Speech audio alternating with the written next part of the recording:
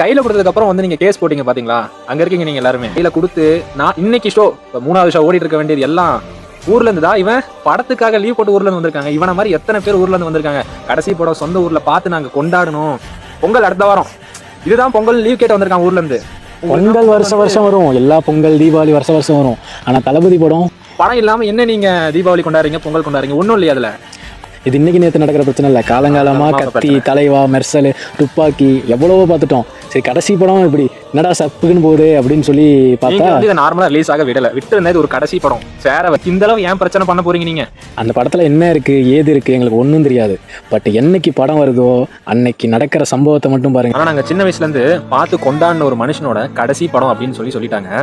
ஆனா அந்த படத்துக்குமே வந்து இவ்வளவு இஷ்யூஸ் வருது அப்படின்றதான் எங்களால அக்செப்ட் பண்ணிக்க முடியல. போங்கடா.